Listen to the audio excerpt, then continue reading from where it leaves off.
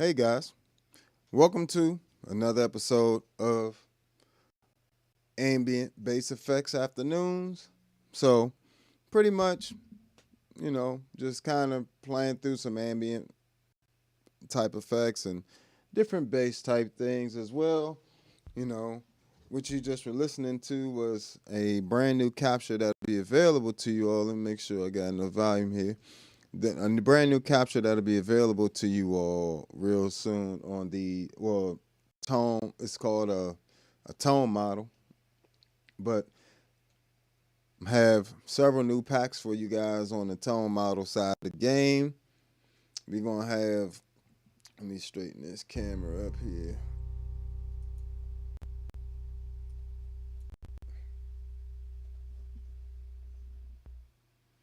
It's a little better there. But brand new tone model packs that'll be available on the Patreon. You'll be able to find all this stuff. Make sure you hit that like button while you're here. Definitely helps me out a lot. Algorithm and all that good stuff. But yeah, brand new ToneX tone models. And if you're not familiar with the ToneX series stuff, it's amazing. Great modeling of it sounds identical, to most people's ears. The tone models sound identical to whatever, the majority of things that it's modeling. So that makes it a really good pedal for things like ambient music or just bass playing in general. So, yeah, I have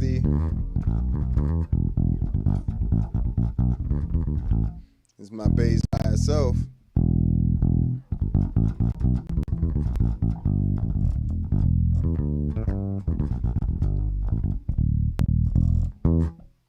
But when you add in that ToneX,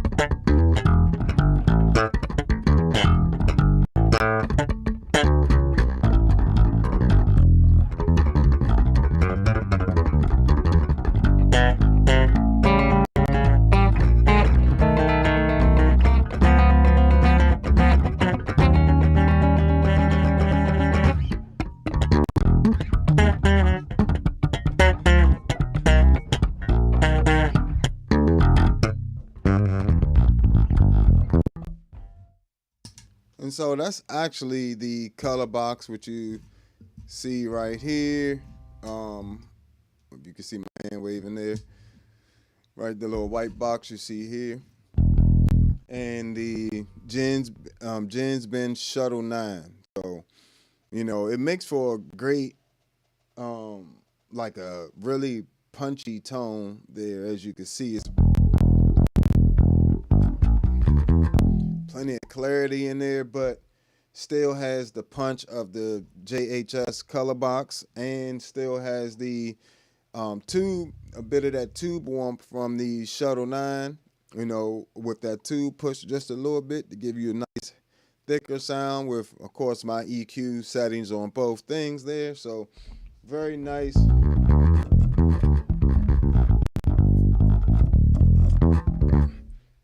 You can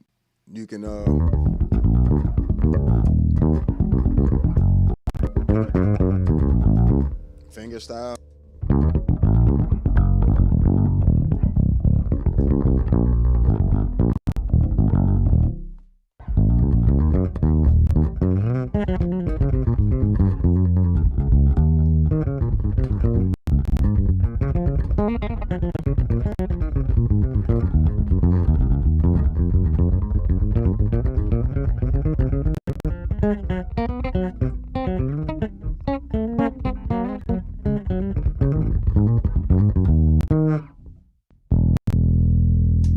So, and that's just one of them. Of course, all the packs I have more than just one variation of that combination of the color box V2 and the shuttle Gens Benz Shuttle 9, which is that little amp back there. You probably can't even see it, but you know, it gives me a perfect amount of saturation from the solid state of the two transistors in the color box, and which is like two 1073 style preamp, you know, pretty much running into each other. And then with the two,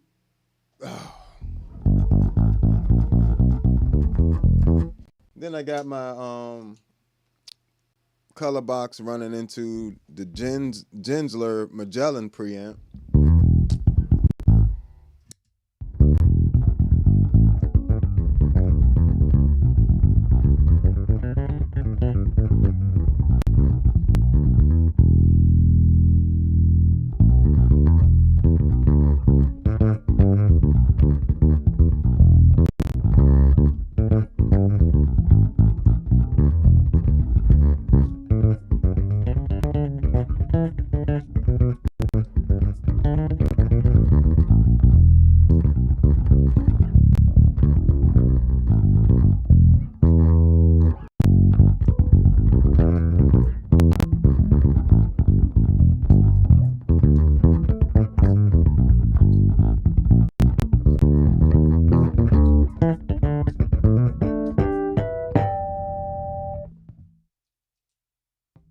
And then, you know, and that's with Couture B on, if you're familiar with the Gensler Magellan. It has a Couture A and Couture B, and Couture B is more boosts that low mid range, cuts the highs and the mids just slightly. I only got it on about 25% plus my normal EQ. Just gives you a nice warm tone there. And, you know, with the slap and pop, I use Couture A on 25%, which is like a mid scoop.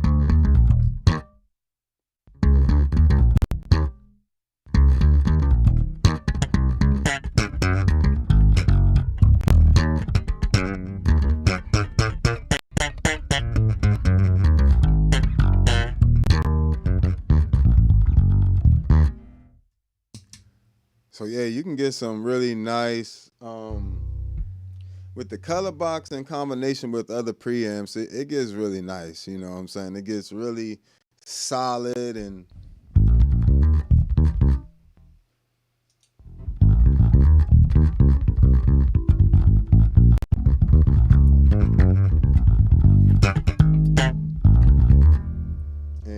shuttle.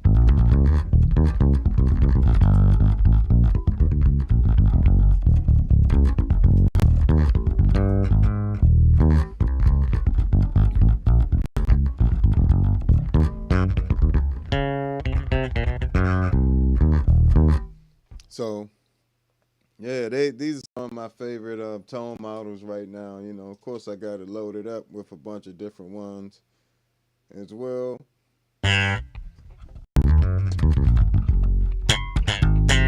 Another color box and Gens Benz.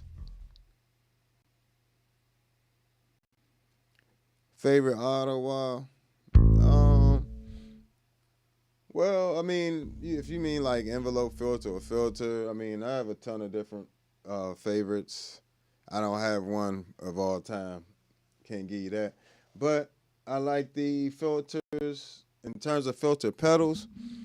And anyone you see up here on my pedal board, let me switch over here, for other people can see.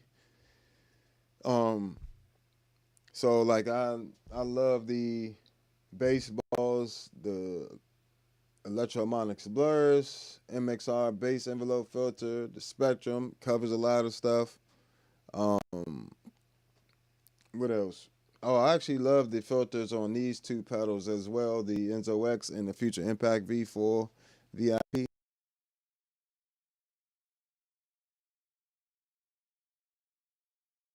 Pop type thing. The MXR bass filter just works, you know what I'm saying?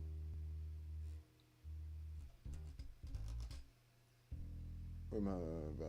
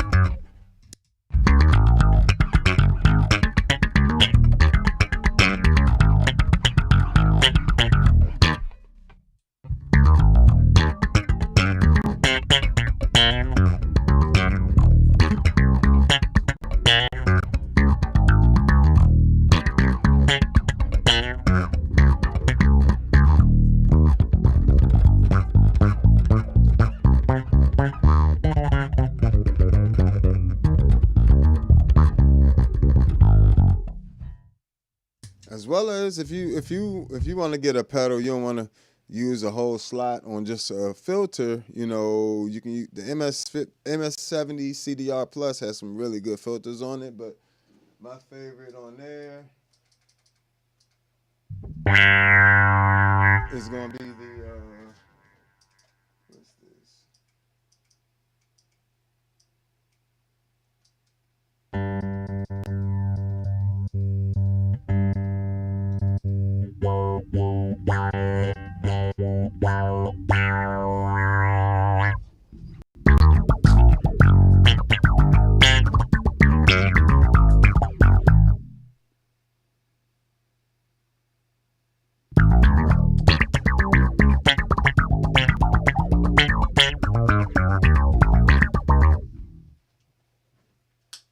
Oops, sorry.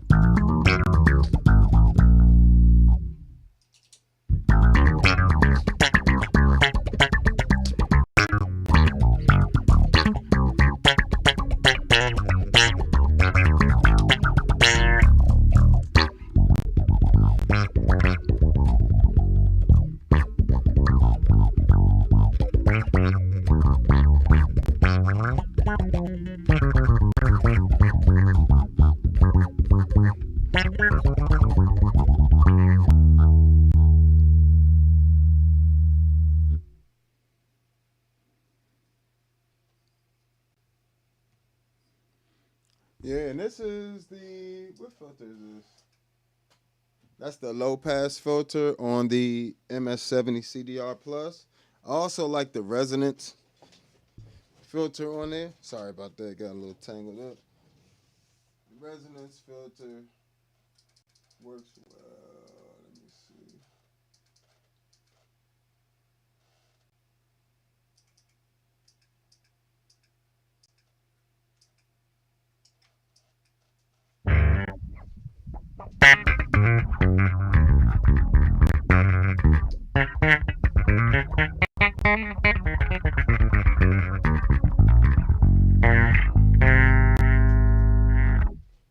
But of course I like that low pass filter the most on there. You know what I'm saying? It's a very Moog like filter.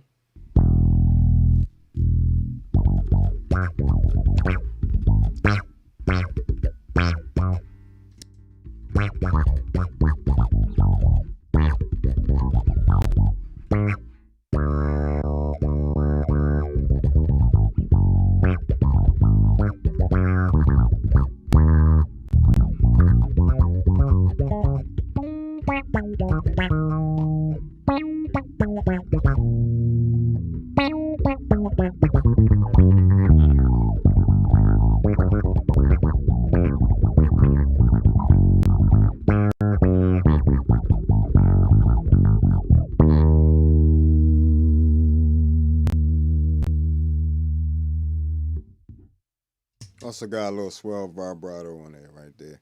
But in terms of actual bass ambient, James, let me see what else I got.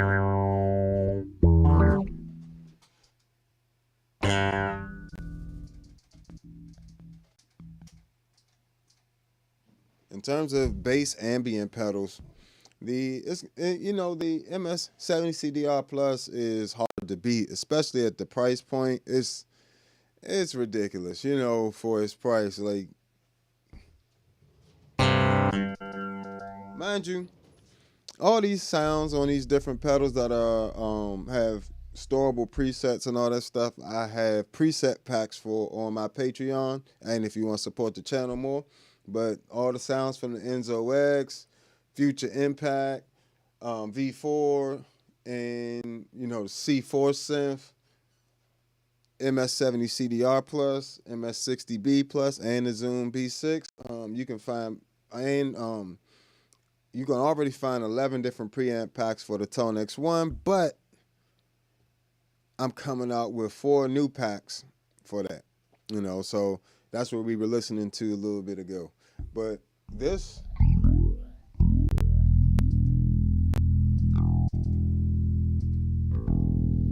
actual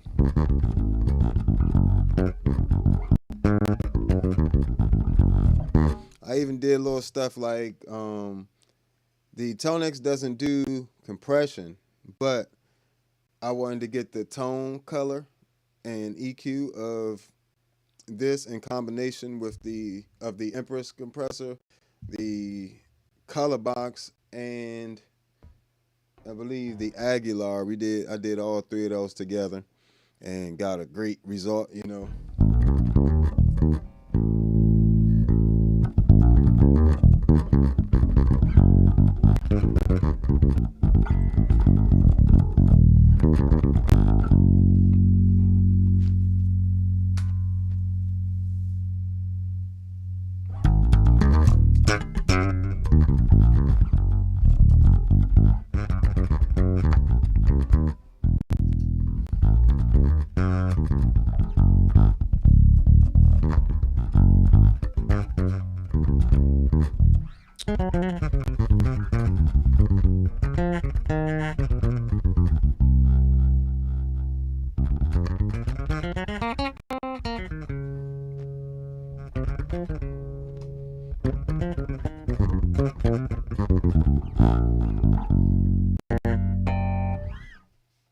So, you got tons of options on the Patreon for different preamp packs.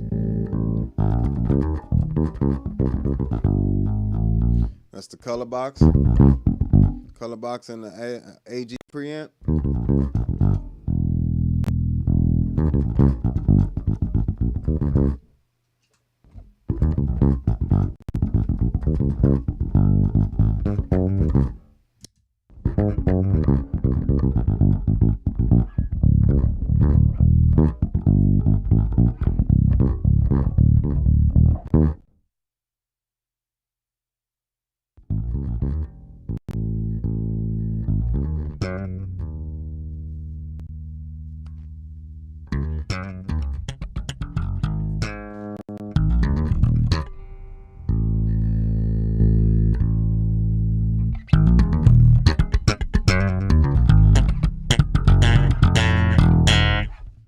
That's with the bright on.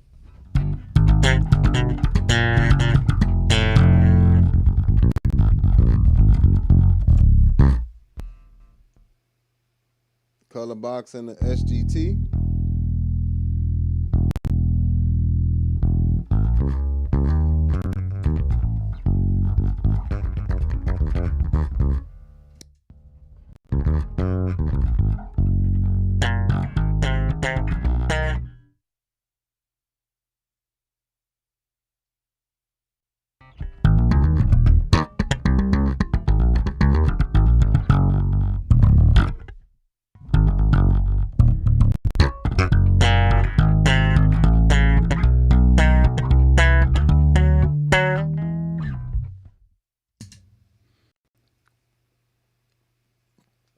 So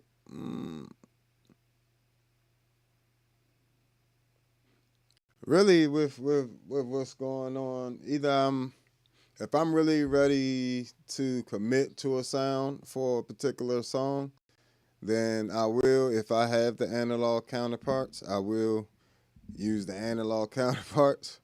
But I usually record direct. Just for my setup, if I'm sending it off to somebody, is different. So for my setup, if I'm recording, I can always go back and add these analog analog pedals to the recording, afterwards or whatever.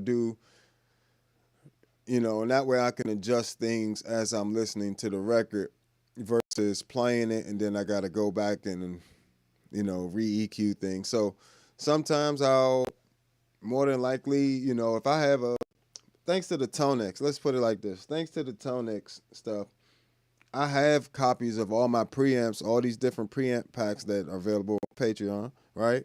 For you to buy. You can go get one. But the ToneX software allows me to use it as a plugin. So all these different preamps that you were just listening to are available in my DAW at any time. I need them. So I don't have to record with the DIs on. Now I can also go back and use the pedals like an insert afterwards and reamp them, later if I felt like it if I have the dry recording. But once I have recorded everything on it, it's no going back. You know what I'm saying? So it's always best to kind of give yourself a little room there. Even going back recording it through the cabinet, you know what I'm saying, is something else that you can do. You can reamp through the color box or through the ToneX into a cabinet and you'll still have your original DI signal and everything. So it's a lot of different ways you can do.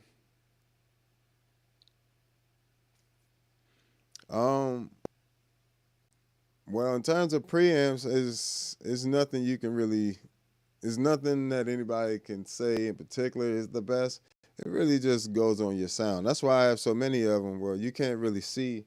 I have a Aguilar AG preamp. I have a Ampeg SGT, a Gensler Magellan preamp. You know what I'm saying? Technically, all the bass heads I have, those are preamps as well.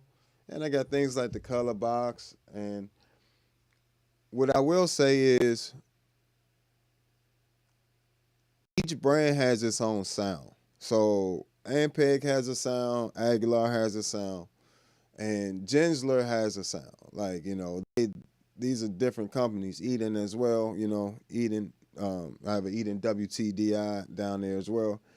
So all of them have different times when it might be better to use them, including things like the color box. Like for the color box, some people might find it a little not it might find it's a little too clean, like it doesn't color your sound enough for a lot of people. So some people don't really like it, especially if you're coming from something like an Ampeg. You're used to hearing that Ampeg sound on top of whatever your bass is doing. That's that gives you a little bit of a bias towards a particular preamp or not.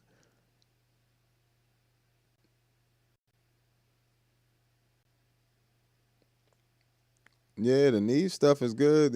That's why, of course, the Color Box V2 is not a Neve preamp. It just emulates it, and kinda. It's not exactly the same, but for what it does, if you're not trying to make it what it's emulating, just use it for what it is. It's an amazing pedal, but because I'm even talking to you through it now. That's how versatile the color box is. You can play bass, you can play anything through it, vocals, horns, keyboards, whatever. And it's going to give you a nice sound. Like even now, this is an emulation.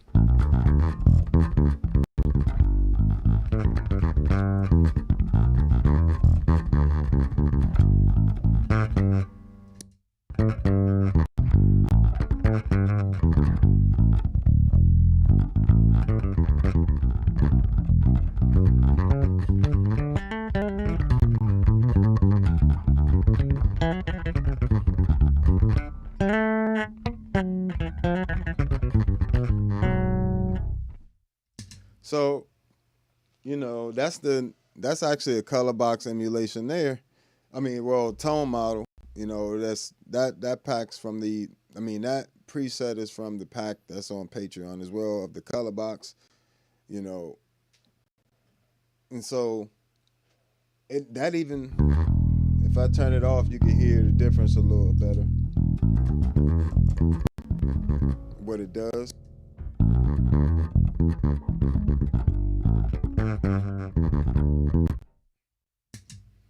With it on.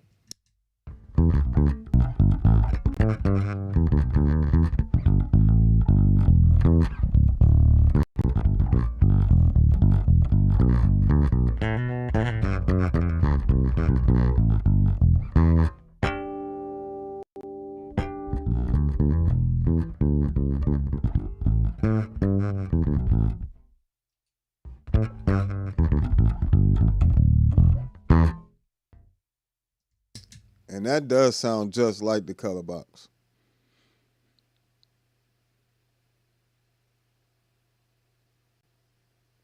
Well, it's not meant to do everything. You can use the color box in a lot of different ways. Or Neve preamps in general. Um, a lot of it is for the saturation of the sound, what it actually sounds like. That just slightly adds a bit of saturation to it.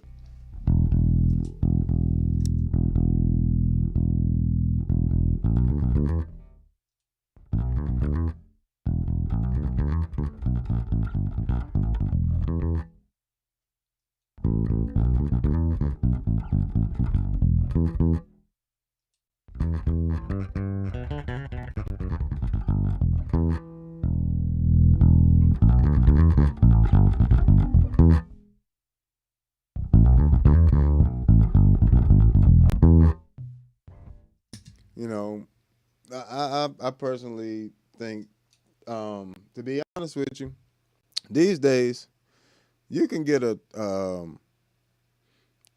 if you are not a big analog guy, or you don't care about analog versus digital, you get you a ToneX one, grab you some of my packs, and you'll be just fine. It's gonna literally nobody's gonna know the difference listening to that, versus the original pedal. It just they don't.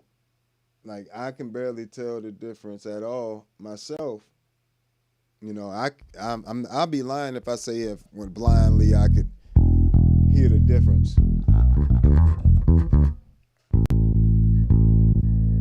Nice color box into the SGT B15.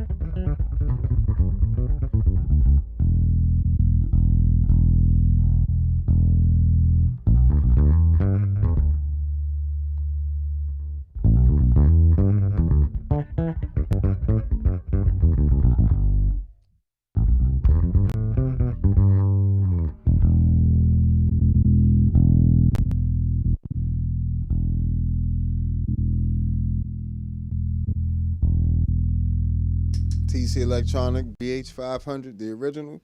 What's going on, folks? Appreciate everybody chiming in, hanging out. It's gonna hit that like button for me while y'all here. Appreciate y'all. What's going on?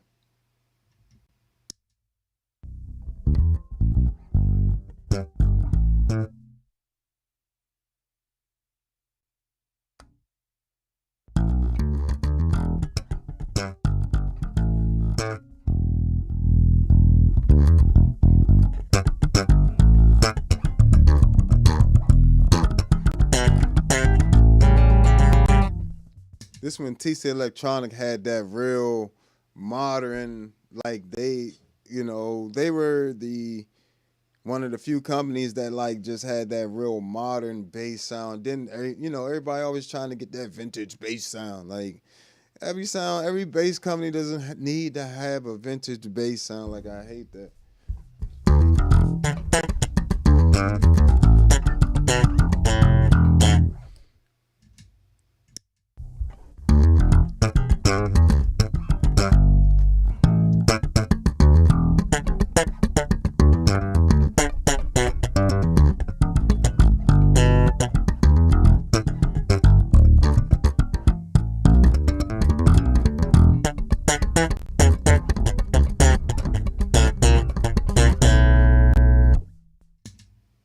So yeah, they used to have that really hi-fi,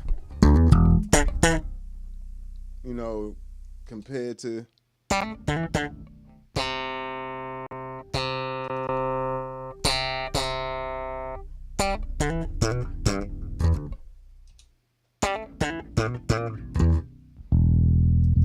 and just like a massive bottom to it, like just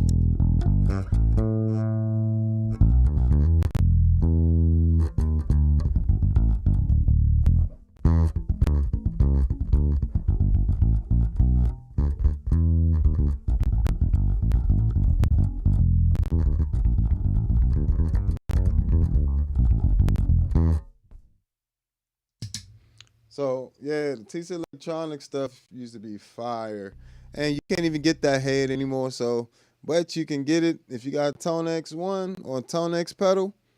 You can easily get all these sounds. Yeah, that's not even too difficult. Like if you're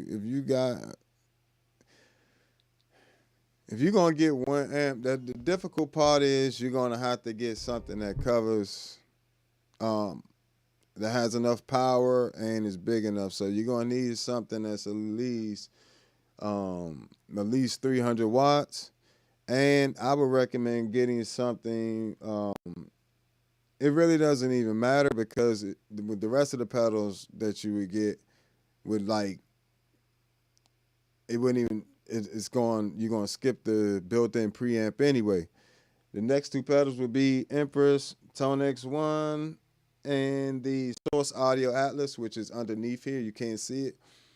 Those three are going to give you, you know, on the Source Atlas compressor, you can run that as 1176. Run that as like parallel compression there. You'll have to look up what parallel compression is. I run it at 10-1. And then from there, I run that in limiter into a LA2A emulation on there, but with no compression, so a 1-to-1 ratio, and just have it for color really. So just getting that some of that tube compression saturation type thing. So that's actually what you're hearing. So this is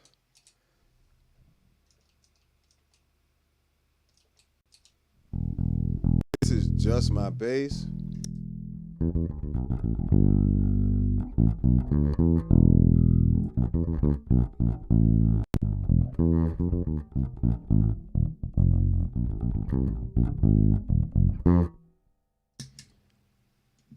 Here is the Atlas compressor added.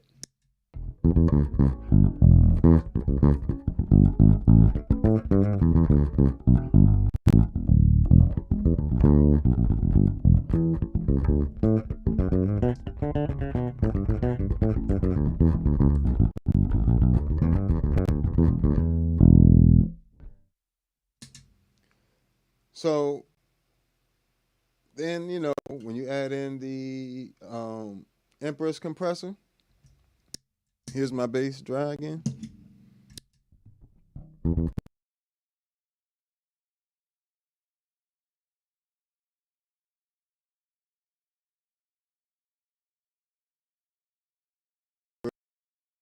With the Empress compressor and the Atlas compressor.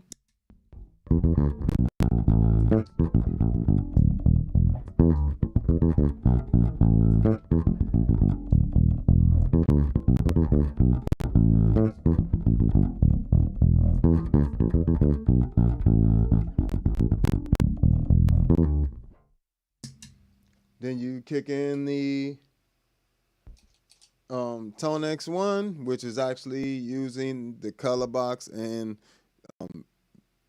other preamps together with these particular ones I'm about to show you.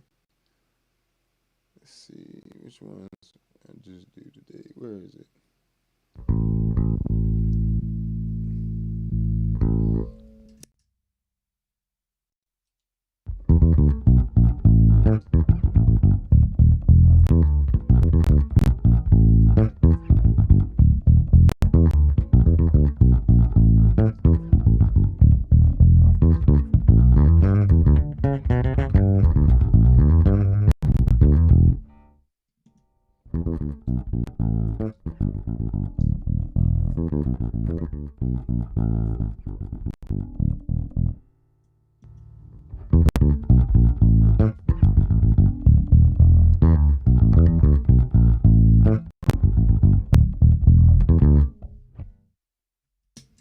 And then, you know, you can pretty much take that signal chain, that the Empress compressor, ToneX one, to Source Audio Atlas compressor, and you will run that through you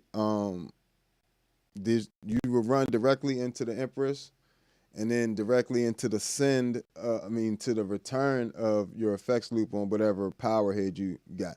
For instance, I have that Jens Benz Shuttle 9 head back there, right? So I've run directly into the receive. You know, it has a send and a receive, or send and return, and I run directly into the return or the power amp in. It'll be sometimes it's labeled power amp in. And then basically what you're doing is bypassing the internal preamp of the pedal. Of the amp head, and you're able to use all these different tone models as pretty much the different preamps, because now you're using the power amp from the actual head, but you're using all the preamp coloring from the ToneX one and the Empress and, you know, Atlas compressor. So if I want to go from that to that, or let's pick some dramatically different stuff.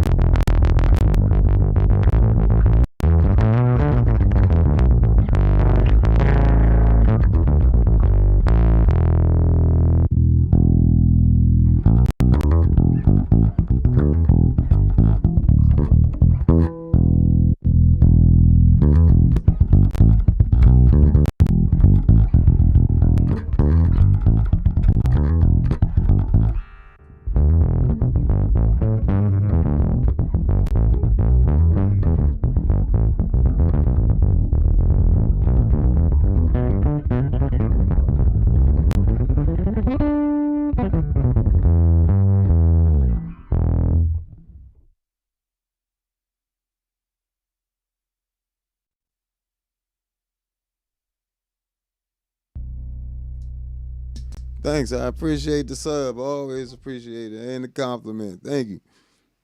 Let's see.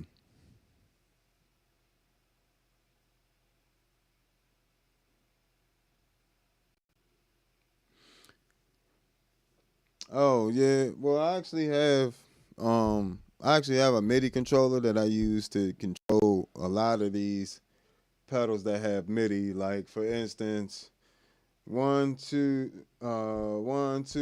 three, four, five, six,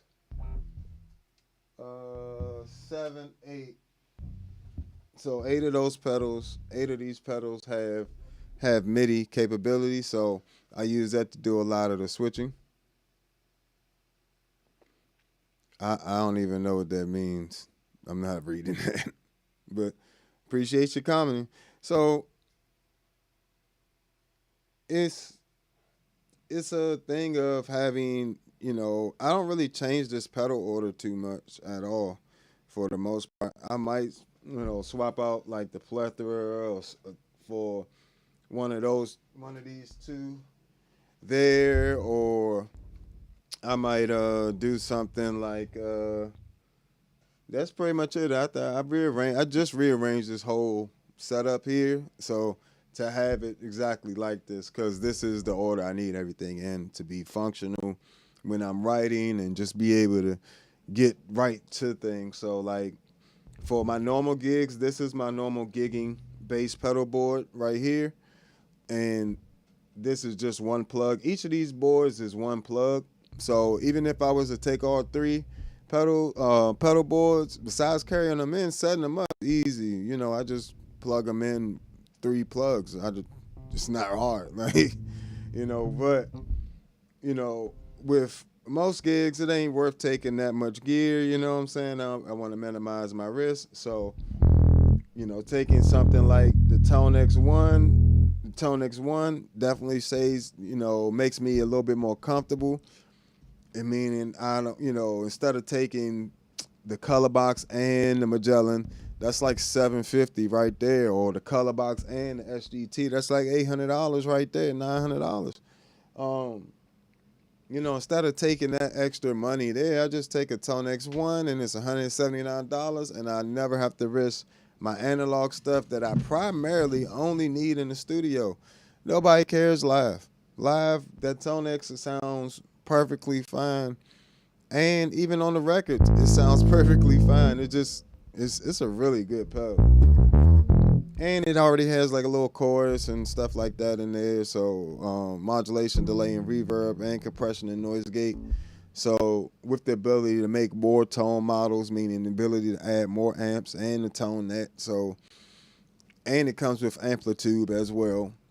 So, you're actually getting 4 pieces of software with it. That's a lot of support, and they're constantly updating it as well. So I can't recommend the ToneX One enough at $150, $179, something like that. So I would recommend, if you don't have anything yet and you really need something along that lines, I would go with the ToneX One and build around that, and and grab my tone models from my Patreon. You know what I'm saying? That's gonna save you a ton of money. The color box box is only like what, 10, I think it's like $10-15, but it's the only two settings. It's only like 2 settings in there, because I only use 2 settings for my bass on my color box and things like that. So I also have extensive packs for things like the SGT, because it has like the SGT circuit of the B15, the SVT, then the analog preamp by itself. So that's a pretty extensive pack. Gensler and the AG preamp, all that stuff is on here, so that'll save you a ton of money. So yeah, you always need more than one note to play some bass. Like, if I only needed one note per song, I would never move from here.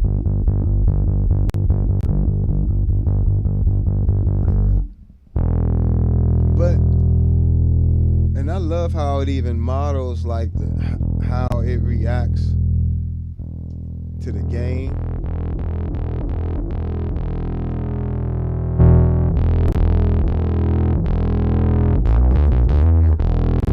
It can get dirtier, or you can clean it up.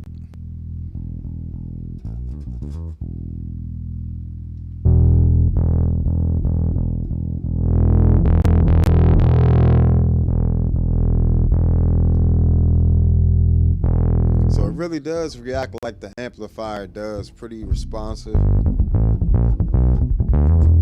And that's the original TC Electronic BH500 with the tube drive on it. You know, that tube drive used to hit different, boy.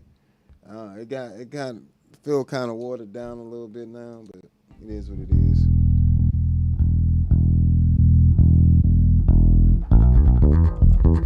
Flat B, Ampeg B BA210 V2.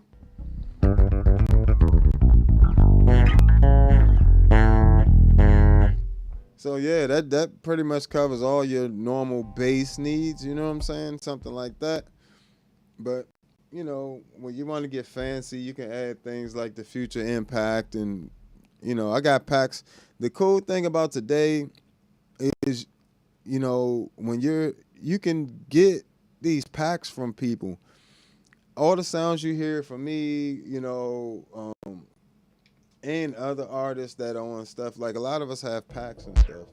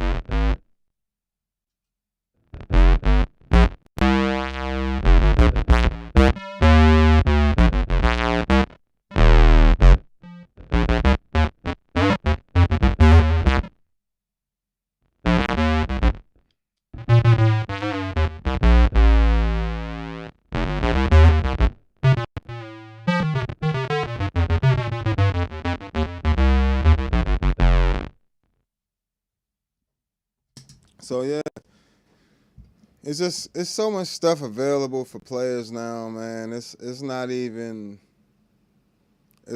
funny. It's just so many things, you know. But I will encourage you to understand, before you really start just buying stuff. Um, Make sure you understand when it's getting redundant. I mean, how many chorus sounds do you need, right? You know, I buy units that typically have different emulations and things like that. Things like chorus or modulations and delays and reverbs do not have to be analog circuitry. You know, they can literally be digital and most of them are, and they sound amazing. You know, like The reverbs and the delays on the HX1 are amazing. So same thing for the MS-70 CDR Plus. That's $150. You're gonna get filters. You're gonna get delays, a bunch of delays, a bunch of reverbs, and a bunch of filters. Plus other things like a few little bass preamp type stuff like the bottom up or exciter in there. In the filter section, and it's got EQs in there as well. You know, it's the Enzo X has octavers and um, not just the synth stuff, but it has the modulations, delays, reverbs. Also has drives in there.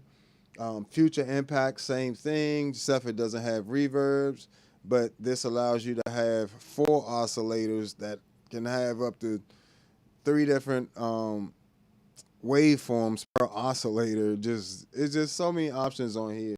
This is an amazing pedal. It's got filters. These two have filters as well. Plethora X1.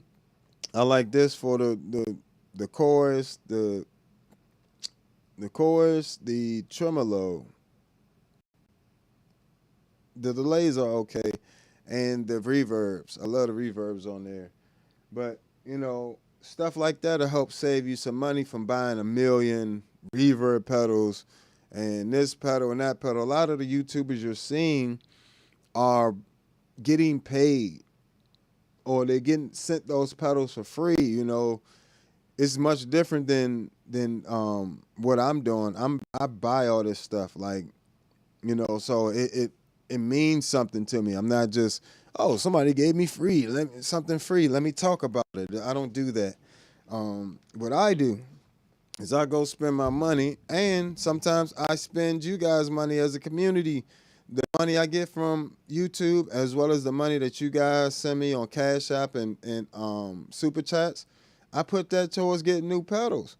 Like one of the subscribers, he paid for half of the Future Impact just so I would get it, because I wasn't really into the Future Impact until I got it in my hands and I really went through it. And I was like, oh, this is the best bass synth pedal ever. But that particular person really wanted to see the Future Impact have a good, somebody really concentrate on things. That makes that makes for a much more honest community, a much more honest interaction with the fans. Like, I don't have to try to appease the whatever company, because the only company I'm looking out for is me, is my company. So and guess who are my customers? Guess who are my clients? Guess who are the people that patronize me? You guys. So I think it's only fair that I give you a honest review of things before you go spend your hard money. That's the whole purpose of being here on my channel, is so that you can see what's going on with the pedal before you go and buy it and spend all that extra money. By the way, don't buy that Boss plug in, whatever that stupid thing. Don't buy that stupid thing. That is a ripoff. If I ever seen one, I don't even have one, and I did research on it, and I wouldn't touch it with a 10-foot pole. Please do not get that Boss plug in, whatever it's little generic box looking thing. They didn't even have enough courtesy to make it look decent. At least the color box is white, but it looks nice. It almost looks like a flag. But that thing is ugly, and it's which one of those Boss vintage effects is that amazing that I tell you now, Zoom, the MS-70 CDR Plus has way better modulation emulations than the HX1. They're much more in depth, and they just sound better with less tweaking. Like, as soon as you turn them on, they just instantly sound how you expect that pedal to sound if you were really listening to it. Like, I did a shootout between the tri-chorus on the MS-70 CDR Plus, the HX1, and the actual TC Electronic tri-chorus that you can put on here, the actual algorithm that they have. And it sounds the exact same as the HX1 joint. Sounds completely weird. Like, doesn't even sound nothing like it. The one on the MS-70 CDR Plus is spot on. So It just depends. Even the Plethora X1 is going to give you all the TC Electronic pedals, you know. But yeah, you know, it's back to what I was saying with in terms of, you know, buying the same thing over and over again. You know, let me see what we got here. Yes, there is a particular reason. Sometimes I'm just using I want to be able to access waveforms. I bought both of these to review them, right? To see what the differences was. It's just I didn't send one back. I didn't send the Spectrum back in time, so that's why I ended up stuck with it. But I like to have this. All this has all my bass synth sounds in there. So I actually have a C4 synth pack that has like I think it's like 47 bass synth sounds in there on that pack. So I have all that on here, and I have all the filters on here. Now, if I want to take this, I originally want this over here with the rest of the filters, because this is a MXR bass envelope filter and Electroharmonics blurs, which is an amazing analog filter nobody ever talks about for some reason. And the bass balls, right? So I wanted it over here, but the power supplies, you know, only I use a True Tone CS12 on underneath each of these boards, and those are 9 volt outputs each, right? So I can only do 9 pedals, you know, 9 power pedals in each one situation. And this is actually is not a pedal. This is my the CME H2 MIDI Pro, and this allows me to distribute MIDI throughout my board from the MIDI captain down here on the floor. It's a MIDI, one of the MIDI captain MIDI controllers on the floor, and that runs to here, and then this distributes it out to the USB as well as any other MIDI situation there. So, you know, having that stuff becomes invaluable after a while. You know, but you don't need a million chorus pedals. You don't need a million flanger pedals. Now, preamps are different. Preamps drastically change your sound. You know what I'm saying? In terms of what you will actually be doing as a bassist. So Ampeg sits in a mix differently than the Aguilar. So Aguilar for me, this is where I kind of use use each situation. For my actual music and the bass stuff I like to use that color box into the Gensler Magellan. Now, when I go play a musical or something like that, depending on what type if it's a rock musical, of course I'm gonna take the Ampeg SGT. So color box and the Ampeg SGT in terms of preamps. But if it's a jazz gig, I'm taking the Aguilar in place of that SGT, you know what I'm saying? So that's just how I kind of look at it. Like if I need my most well-rounded preamp setup is going to be color box and the Gensler. That will literally work for any gig. But if I really want to get into the rock vibe, you know, I'm gonna need something like a B15 SVT emulation on there, where I can have a little bit of extra drive from that tube type thing, you know, which I have all this stuff on my ToneX one currently. But I'm just saying these are different ways. The different preamps would definitely help you out a little bit more just in terms of texture of your bass, you know. But that and compressors, you know, but I don't listen, I just like the Empress compressor. It works, it sounds amazing, and it's really has a nice saturation to things. And the Source Audio compressor is Atlas compressor is amazing for the same reason, even though it's digital. You know, does a great job compressing, but adds some nice saturation to things. Now I do have where is it?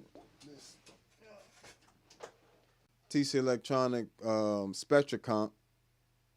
I always like the compressor on that TC Electronic BH500 head. So I wanted to have a version of it that I could move around when I wanted. So if I bought this as my first compressor. So, you know, now is this still really good? Yeah. Can I still go back in and tweak and get things a little better? Yeah, but I like the Empress and the Source Audio Atlas better. So, but I couldn't things like that. I don't. You do want to have some sort of analog version of it because it just adds to the quality of it. Analog compressor running into the ToneX one just makes things creamier. It just makes it,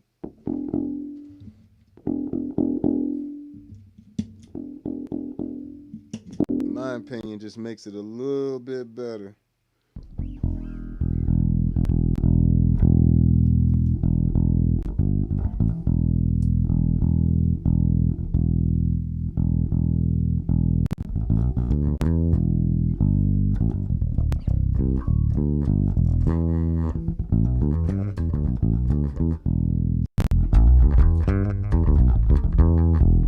Without the Atlas, I mean, without the Empress,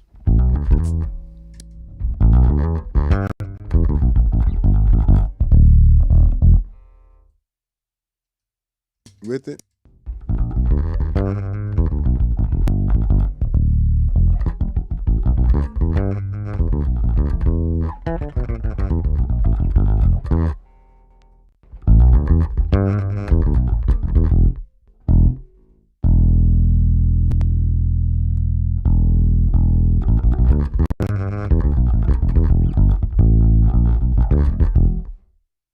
Even doing parallel compression.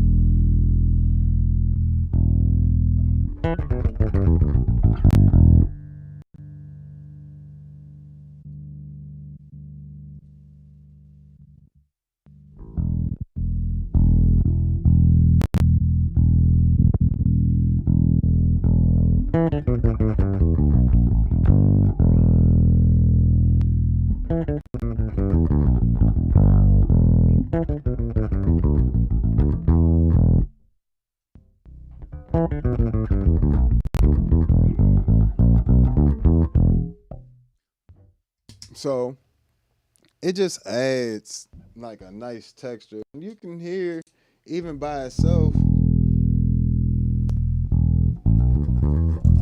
You could turn on that tone color with the Empress compressor, and it just go crazy.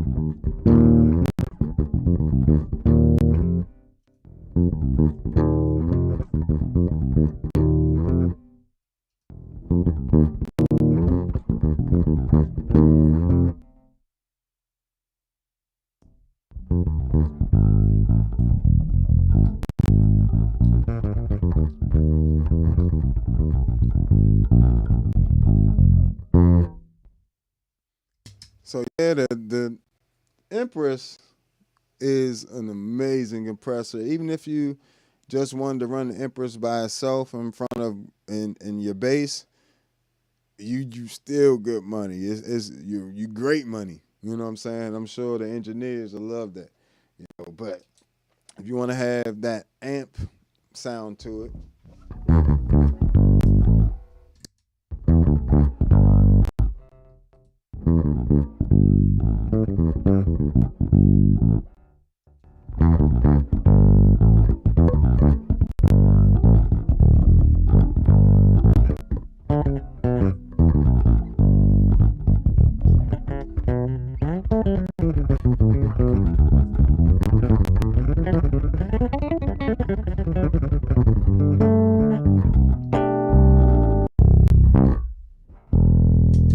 That tube in it. That's why I like that Gen Shuttle 9 that color box running into that, because it even here just slightly breaking up.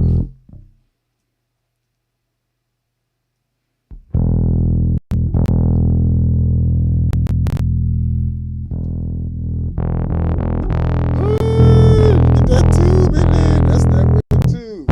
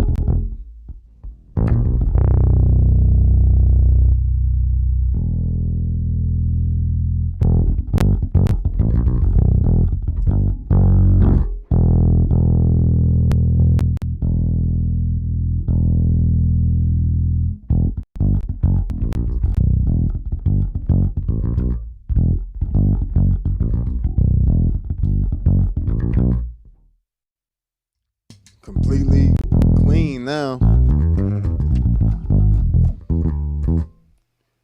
but can easily get dirty.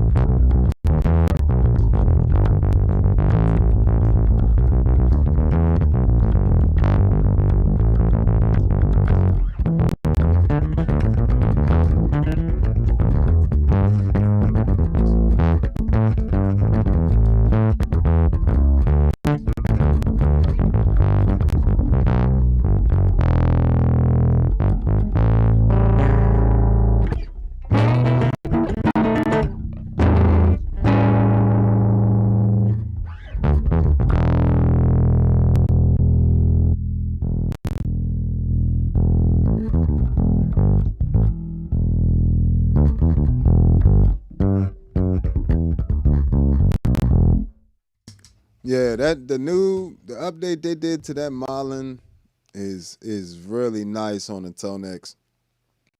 It is really nice. Like it's that is like perfect. It's warm. It sounds like the tube, like it actually is responding like the actual preamp tube in there. So like, it's if as I'm pushing the gain,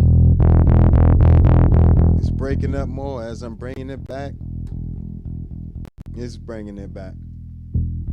It's just cleaning it up.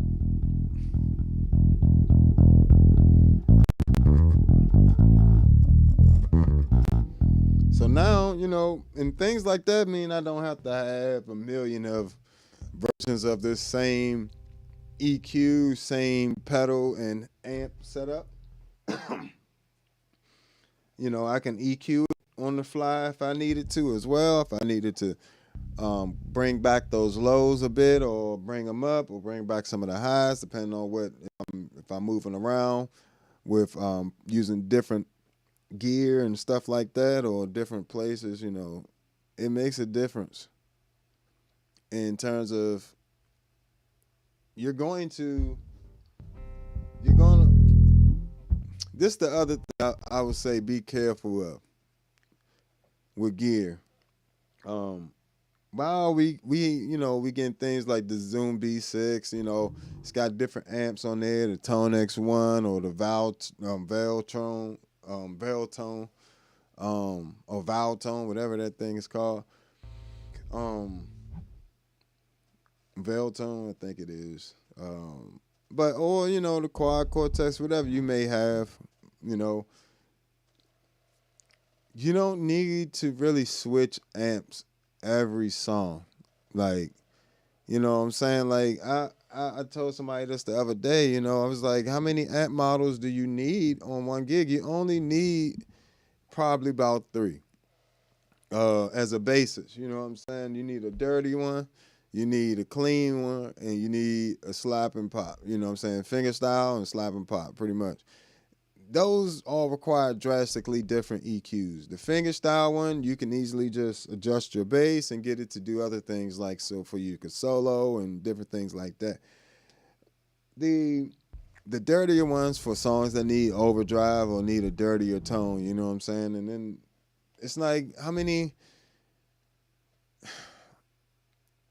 If you're switching the preamp that much, it also, you're switching your sound, like your actual, it's a such thing as a signature sound. And while me playing through all of these sound like me,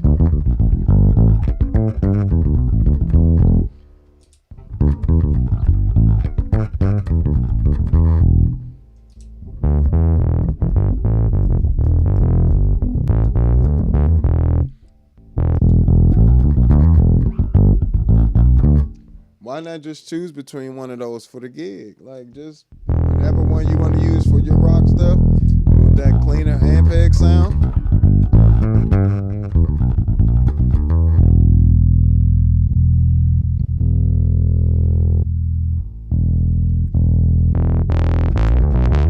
SVT, TC Electronic,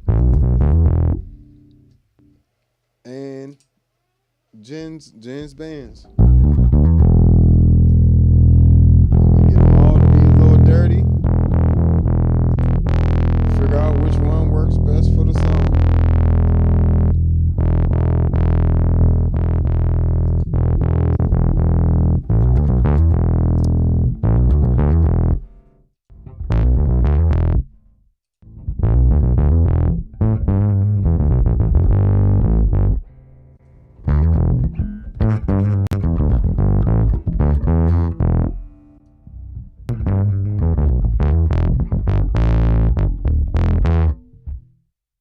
And then that'll make,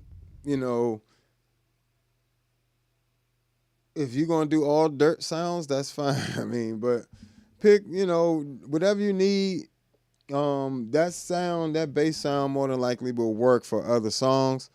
Everything doesn't need to be the exact sound of the record, and you need to play the exact Fender bass they played. I hate that crap. Listen. If you work as a bassist all the time, you ain't doing all that. You not.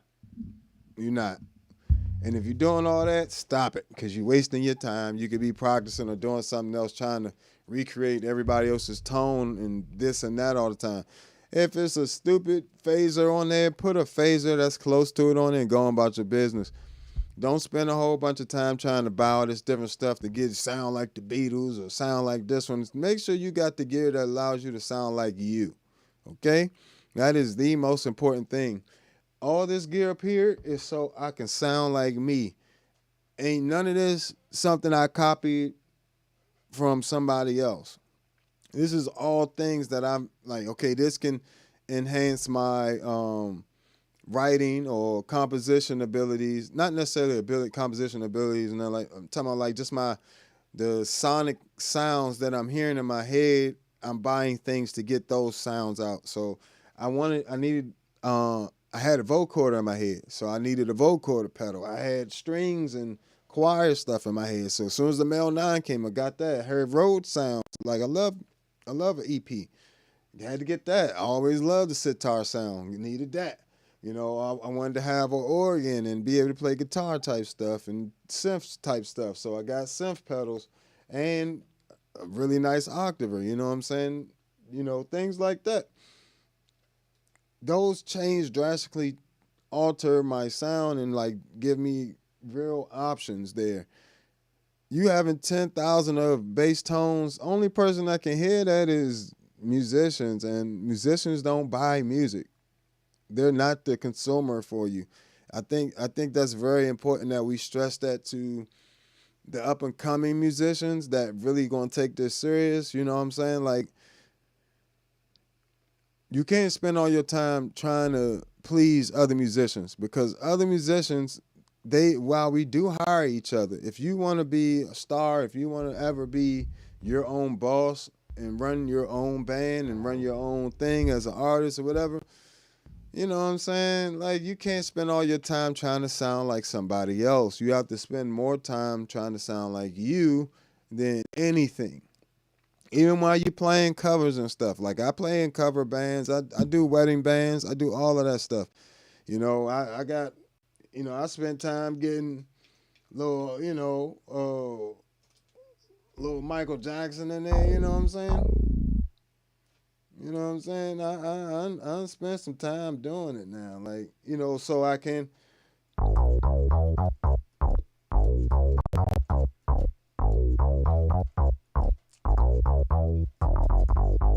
I already spent, got all that stuff on here. That luckily. Or,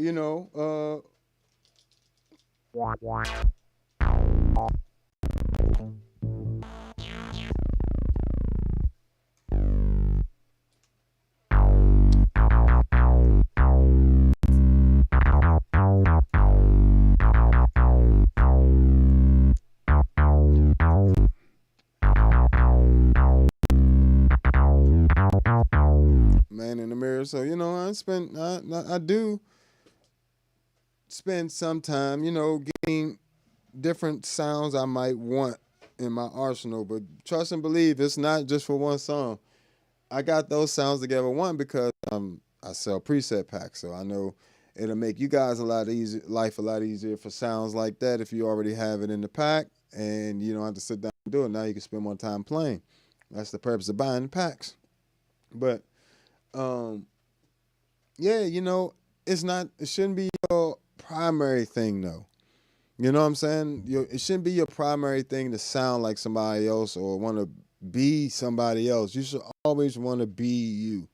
You could be the best bassist in the world, but you'll never know it until you can even say it out your mouth that you want to be the best bassist in the world. Not the best bassist you can be.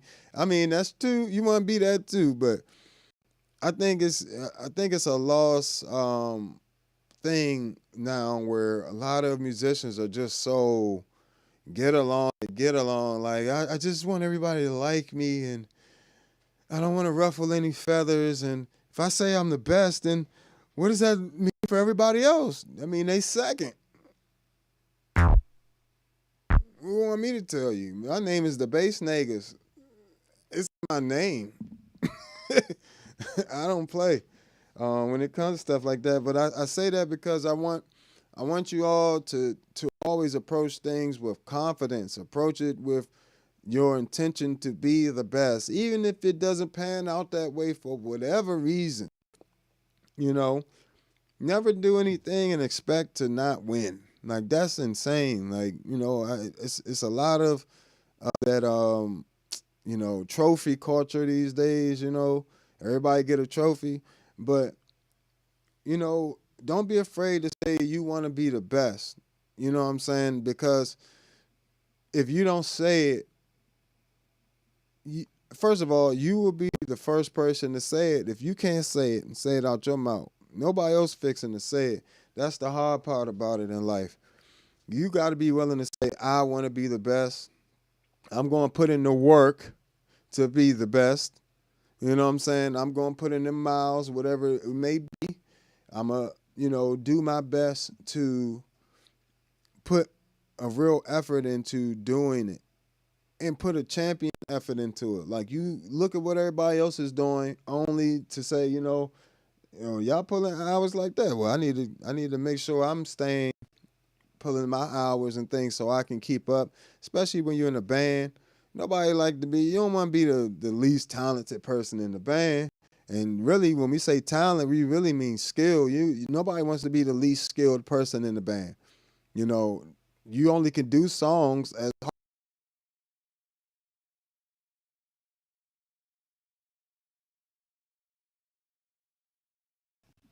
I hate this with a passion. Like, we are the foundation. We are the actual thing of the song, bro. Like, the song don't even start till the bass player play. How would you start telling them, man? Like, don't let them make you feel like you are just Mr. Background or Miss Background. You can't be out front. You can't be a star. You can absolutely be a star. You can be a star. You got to decide that that's what you want to be. You can be the best. You got to decide that's what you want to be. If you want to be the best at bass, electric bass, you got to come through me, and I ain't letting up. So that means you got to put in them hours. You know what I'm saying? And it's not a mean competition. Like, if you notice, I love teaching. I teach. Part of my living is teaching, and helping kids get scholarships. And I got students, Berkeley, Juilliard, New School of Music, all that good stuff. But what's most important is that I'm helping some.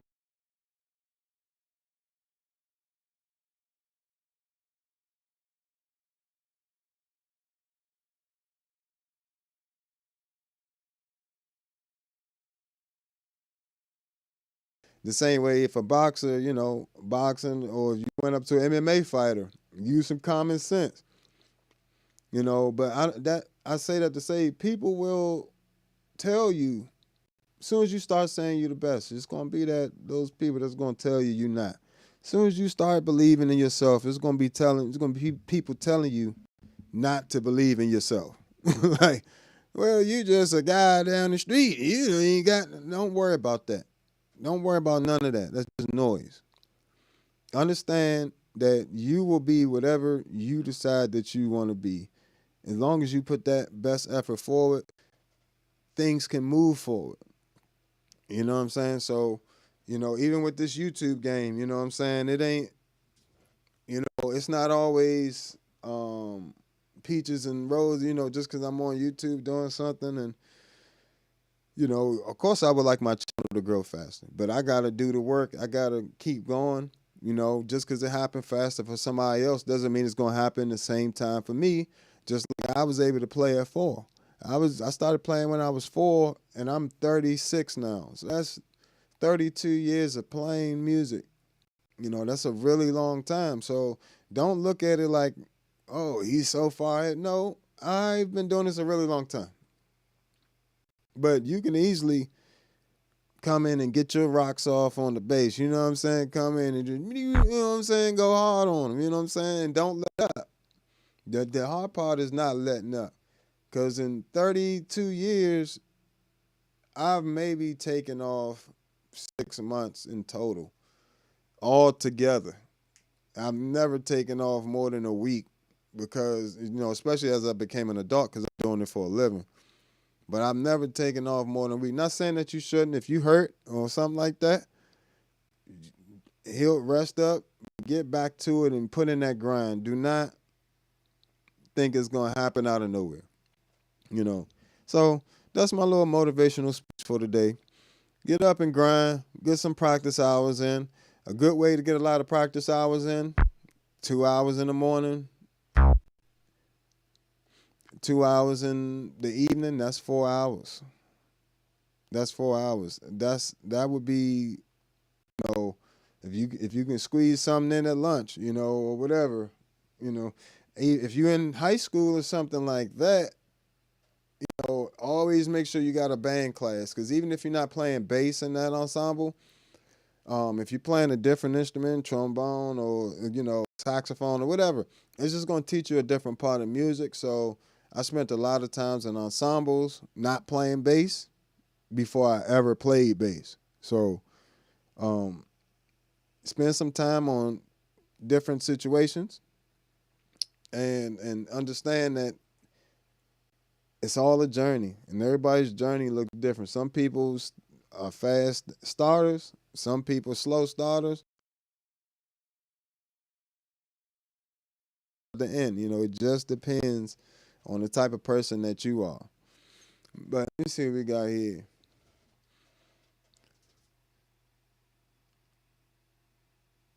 Got some folks over on Twitch. Oh, okay. Let me see. Yes, I can play by ear. I can read music. I went to Berklee College of Music myself. I actually went to Bowie State and had a full ride to Bowie State, and then transferred to Berklee College of Music on the third highest scholarship while I was there.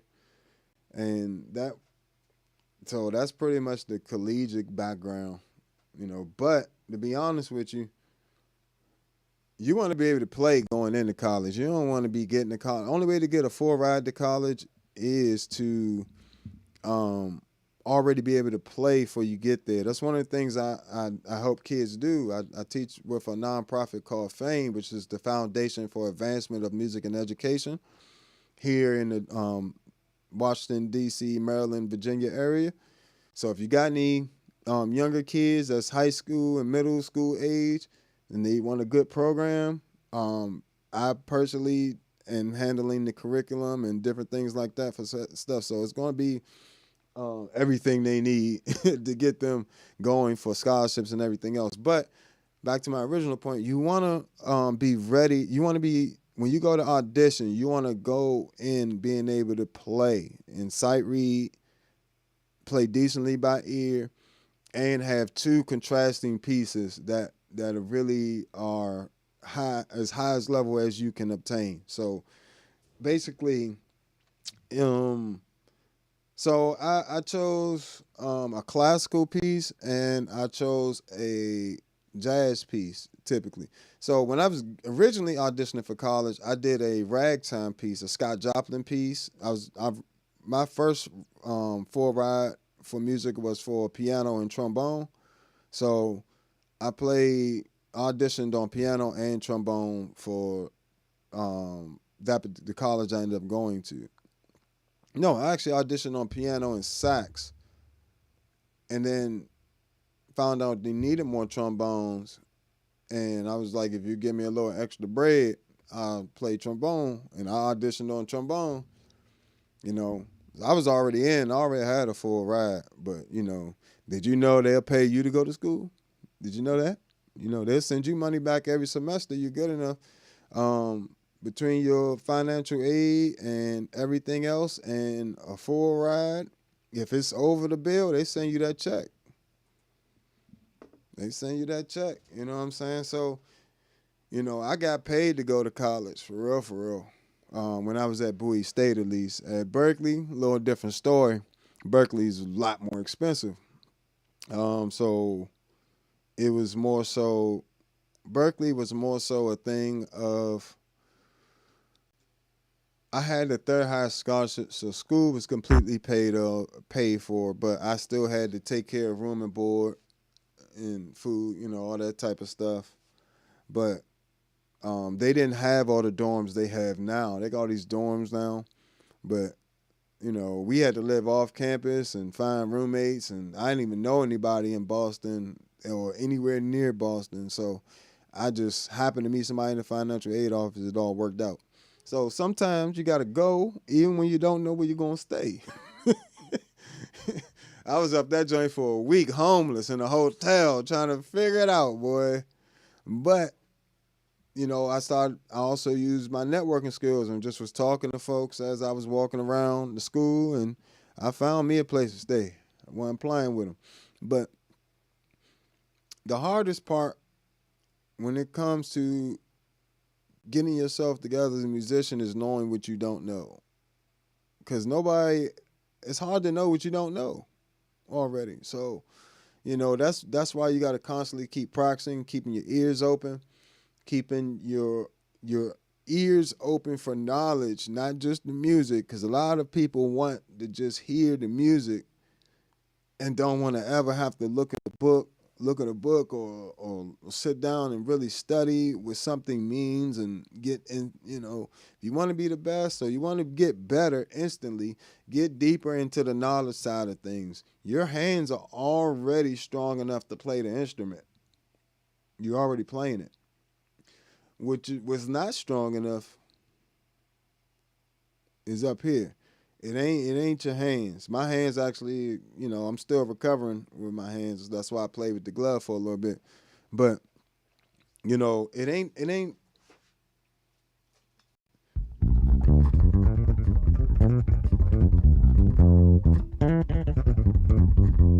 that's all knowledge.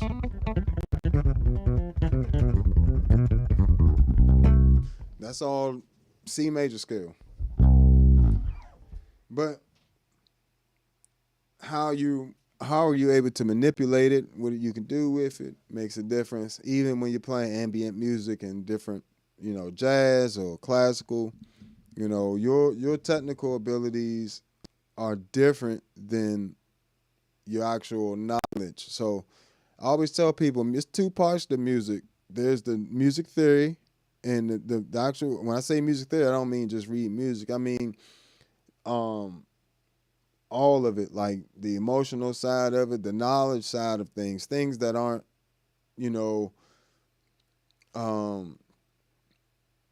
aren't physical, things that you just need to know.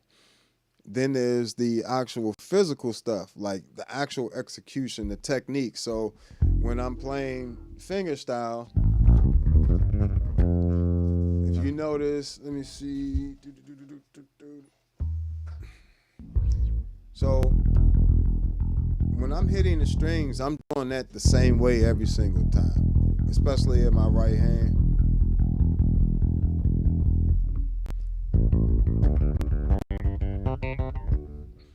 That's a technique. Fingerstyle is a technique. Slap and pop, double thumb. It's a technique. Harmonic, false harmonics. All those are techniques. That's different than music theory, the knowledge, or jazz theory, the knowledge of what scales are, where chords come from and where they occur, motifs, phrases, dynamics. That's all knowledge based things. You know what I'm saying? So there's the physical part and then there's the mental part. And when you start to wrap your mind around that, you'll instantly start to grow faster. Now start think of your mind like this as well. Everything, think of your mind like there's boxes that are connected. So in the C, and say you just take the note C, everything that's associated with that note C is in a box, along with say you have a C major chord, right? C major chord occurs in multiple keys. So you got those two scales. That's all in the box, and every way that you can manipulate those two scales, that's all in the box. Not to mention the pentatonics you can play on that stuff is all in that box and everything else. Not to mention each one of those scales has its own box and everything else and so forth. And so it just starts to be a bunch of boxes that are all connected in places that you can go, things you can execute. So, over time, I don't have to think about doing a scale in thirds. I don't have to think about, I can just go.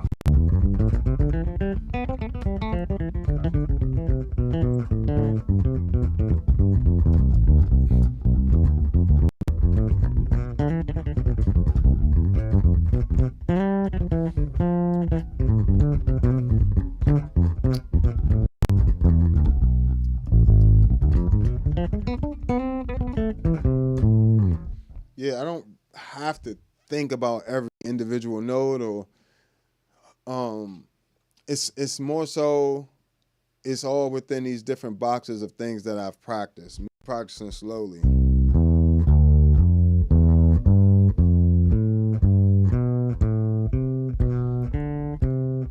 Multiple octaves. I actually do that 4 octaves. Doing things slowly is how you get to doing them fast. And I know this ain't really, the title of this, giving out bass lessons advice, but this is, sometimes I just like to help folks. So doing it slowly is going to allow you to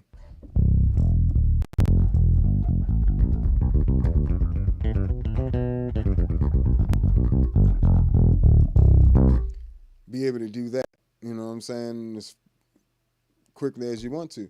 But you got to know it, what it is, how to manipulate it. And I always suggest learning it forwards and backwards. Backwards, we call that retrograde. So instead of we going, so we're just reversing the pattern.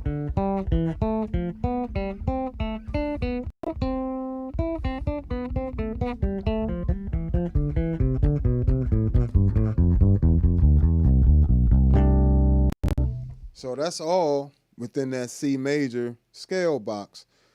So it's you think of things like they're in a box in your mind. You got unlimited storage of all these different boxes and things that are connected, by a web. You know what I'm saying? It's I don't try to I try to make it so I have all the tools I need to be as creative as I want to be. So meaning like I need all these different variations of the major scale, doing them in fifths, and not just the increments.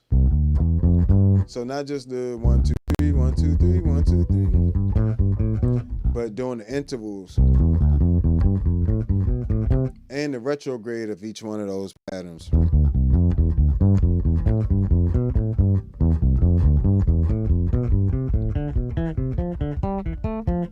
So forth and so on. Fourths, fifths, sixths, seven,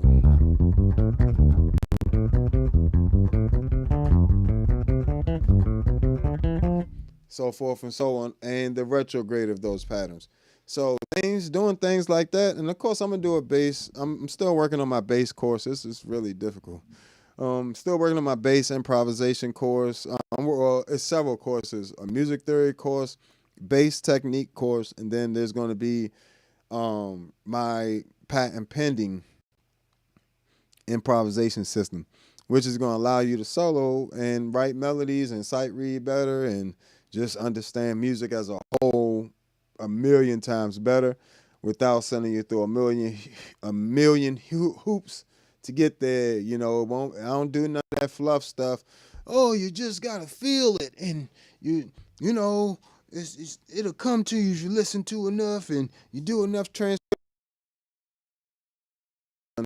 nothing but one. I've never actually done any by ear. I've only played 2 transcriptions my entire career. But it's not about doing transcriptions and stuff. Transcriptions only show you what that player used, what tools they used at the particular time that they use them. It doesn't show you or ingrain those tools into you to where you can just pull them out like they did in the improvisation setting or sight reading. That's the other part of sight reading people miss. Even if you can read it, if you can't play it, you don't have the physical way of playing it, then you can read it, but you can't execute it. So, there's those 3 different types of courses I'll be offering as well. So check all that stuff out. But those of you that hung out with me till now, I definitely appreciate you. Make sure you head over to the Patreon, support the channel there, $1, $5 a month, or help with the pedal reviews a little bit. Or if you would like to buy some of the preset packs, for these different pedals, check it out there. Um, if you want to check out my music, all bass creations.bandcamp. And if you want to send a brother a little something, Cash App is always open. You know what I'm saying? So, but I definitely appreciate y'all hanging with me.